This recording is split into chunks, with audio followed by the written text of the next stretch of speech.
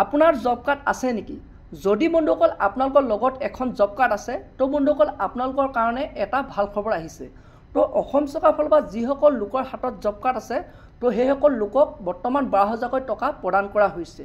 তো বন্ধুসকল আপোনালোকে এতিয়া সেই 12,000 টকাটো লাভ কৰিছে নে নাই, আপোনালোকৰ একাউণ্টত সোমাইছে নে নাই, তো বন্ধুসকল আপোনালোকে কেনেধৰণে চাব পাৰিব। তো বন্ধুসকল সেইটো কাৰণে বন্ধুসকল আপোনালোকে আপোনালোকৰ ইয়াত বেংকত বা আপোনালোকে অনলাইনত আপোনালোকৰ দোকানত যাবলৈ প্ৰয়োজন নাই। তো বন্ধুসকল আপোনালোকৰ হাতত থকা মোবাইল ফোনটোৰ পৰা আপোনালোকে চেক কৰিব পাৰিব যে তো যোনটো নেকি চৰকাৰে নতুনকৈ 12,000 টকা প্ৰদান কৰিছে তো বন্ধুসকল আপোনালোকৰ একাউণ্টত লাভ কৰিছে নে নাই, অৰ্থাৎ আপোনালোকে সোমাইছে নে নাই। তো সেইটো কাৰণে বন্ধুসকল আপোনালোকৰ হাতত অকল আপোনাৰ মোবাইল ফোনটো থাকিলেই হ'ব। তো আপোনালোকৰ মোবাইল ফোনটোৰ পৰা আপোনালোকে সেই আপোনালোকৰ জব কাৰ্ডত কিমানটা টকা সোমাইছে আপোনালোকে চাব পাৰিব। আৰু লগতে বন্ধুসকল আপোনালোকে যদি বেলেগ আঁচনি আপোনালোকৰ টকা যদি সোমাবলগীয়া আছিলে তো গোটেই আপোনালোকে সেই টকাটো আপোনালোকে চেক কৰিব পাৰিব যে বৰ্তমান আপোনালোকৰ জব কাৰ্ডত কিমান আপোনালোকৰ টকা সোমাই আছে, ক'ৰ পৰা আপোনালোকৰ কোনটো আঁচনি আপোনালোকৰ টকা সোমাইছে। তো বন্ধুসকল আপোনালোকে ষ্টেটমেণ্টটো আপোনালোকে এই মোবাইলৰ জৰিয়তে আপোনালোকে চাব পাৰিব। তো বন্ধুসকল ভিডিঅ'টো বহুতে গুৰুত্বপূৰ্ণ হ'বলৈ গৈছে, তো আপোনালোকে একেবাৰে স্কিপ নকৰাকৈ আপোনালোকে চাই থাকিব। তো এতিয়া বন্ধুসকল আপোনালোকক মই দেখুৱাই আছোঁ কেনেধৰণে আপোনালোকৰ মোবাইল ফোনটোৰ পৰা আপোনালোকে চেক কৰিব পাৰিব যে আপোনালোকৰ জব কাৰ্ডত সেই টকাটো সোমাইছে নে নাই, না আপোনালোকৰ বেলেগৰ আপোনালোকৰ টকাও সোমাবলগীয়া আছিলে আপোনালোকৰ মোবাইলতে কেনেধৰণে আপোনালোকে চেক কৰিব পাৰিব। তো বলক বন্ধুসকল আপোনালোকক মই এতিয়া দেখুৱাই আছোঁ। তো প্ৰথমে বন্ধুসকল আপোনালোকে আপোনালোকৰ মোবাইলত থকা গুগল ব্ৰাউজাৰটো অ'পেন কৰিব লাগিব।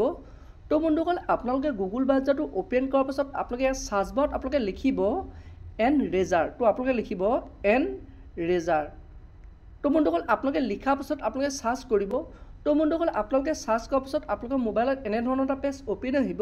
তো এতিয়া আপোনালোকে প্ৰথম দেখিবলৈ পাইছে এনৰেজাৰ বুলি অপশ্যন এটা দেখিছে। তো তাৰ তলত আপোনালোকে কেইবাটাও অপশ্যন দেখিবলৈ পাইছে।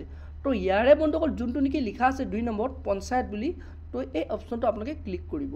তো বন্ধুসকল আপোনালোকে এই অপশ্যনটো ক্লিক কৰাৰ পিছত আপোনালোকৰ মোবাইলত আকৌ এনেধৰণৰ এটা পেজ অ'পেন আহিব। তো এতিয়া বন্ধুসকল আপোনালোকে ইয়াত 4টা অপশ্যন দেখিবলৈ পাইছে। ইয়াৰে 2 নম্বৰ অপশ্যনত যোনটো আছে সেইটো আপোনালোকে ক্লিক কৰিব। তো বন্ধুসকল আপোনালোকে ইয়াত ক্লিক কৰাৰ পিছত আপোনালোকৰ মোবাইলত আকৌ এনেধৰণৰ এটা পেজ অ'পেন আহিব। তো এতিয়া বন্ধুসকল আপোনালোকে ইয়াৰ পৰা প্ৰথম আপোনাৰ ষ্টেটটো চিলেক্ট কৰিব লাগিব। তো মই আসামটো ষ্টেটটো চিলেক্ট কৰি লৈছোঁ। তো বন্ধুসকল আপোনালোকে ষ্টেটটো চিলেক্ট কৰাৰ পিছত আপোনালোকৰ মোবাইলত আকৌ এনেধৰণৰ এটা পেজ অ'পেন আহিব।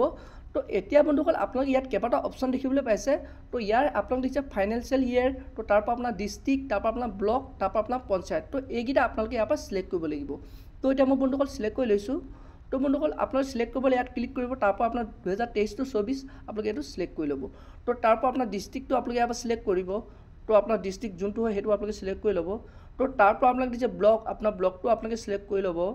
তো বন্ধুসকল আপোনাৰ ব্লকটো চিলেক্ট কৰাৰ পিছত আপোনাৰ গাঁও পঞ্চায়তটো আপোনালোকে চিলেক্ট কৰি ল'ব। তো তাৰ পৰা বন্ধুসকল আপোনালোকে ইয়াত দেখিছে প্ৰচিড, তো প্ৰচিডত আপোনালোকে ক্লিক কৰি দিব। তো বন্ধুসকল আপোনালোকে প্ৰচিডত ক্লিক কৰি দিয়াৰ পিছত আপোনালোকৰ মোবাইলত আকৌ এনেধৰণৰ এটা পেজ অ'পেন আহিব। তো এতিয়া বন্ধুসকল প্ৰথম অপশ্যনত আপোনালোকে দেখিছে জব কাৰ্ড ৰেজিষ্ট্ৰেশ্যন। তো তাৰে তলত আপোনালোকে 6টাকৈ অপশ্যন দেখিছে।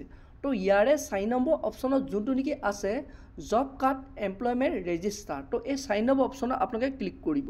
তো বন্ধুসকল আপোনালোকে ইয়াত ক্লিক কৰি দিয়াৰ লগত আপোনালোকৰ পঞ্চায়তত আপোনালোকে কিমানজন আপোনালোকৰ জব কাৰ্ডৰ হিতাধিকাৰী আছে তো গোটেইখিনি শ্ব' কৰিব।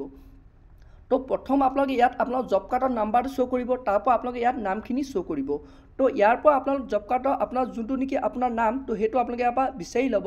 তো আপুনি চাই ল'ব যোনটো আপোনালোকৰ জব কাৰ্ডত আপোনাৰ নাম আছে। তো বন্ধুসকল আপোনালোকে নামটো বিচাৰি লোৱাৰ পাছত যদি আপোনালোকে এতিয়া চাব বিচাৰে যে আপোনাৰ সেই চৰকাৰৰ ফালৰ পৰা 12,000 টকাটো আপোনালোকৰ একাউণ্টত সোমাইছে নে নাই, তো তেতিয়াহ'লে বন্ধুসকল আপোনালোকে ইয়াত দেখিছে। তো ইয়াত আপোনালোকৰ যোনটো জব কাৰ্ডৰ নাম্বাৰ আছে তো ইয়াত আপোনালোকে ক্লিক কৰিব। তো বন্ধুসকল মই এতিয়া যিকোনো এজনৰ মই আপোনালোকে চেক কৰি আপোনালোকক দেখুৱাইছোঁ আপোনালোকে কেনেধৰণে আপোনালোকে চেক কৰিব পাৰিব। তো ইয়াত ক্লিক কৰিছোঁ। তো বন্ধুসকল ইয়াত ক্লিক কৰি দিয়াৰ লগত বন্ধুসকল আপোনালোকে দেখিছে তেওঁৰ ডিটেইলছটো আহি গৈছে। তো এনেধৰণে আপোনালোকৰ ডিটেইলছটো আহি যাব।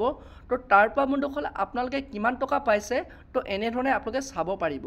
তো বন্ধুসকল দেখিছে আপোনালোকে এই মানুহজনৰ কিমানটো টকা সোমাইছে, তো ইয়াত গোটেইখিনি শ্ব' কৰিছে। তো কেই তাৰিখে আপোনালোকে কিমান টকা সোমাইছে আপোনালোকে দেখিছে। তো বন্ধুসকল আপোনালোকে এনেধৰণে আপোনালোকে চৰকাৰৰ ফালৰ পৰা যোনটো নেকি 12,000 টকা সোমাইছে আপোনালোকে চেক কৰিব পাৰিব।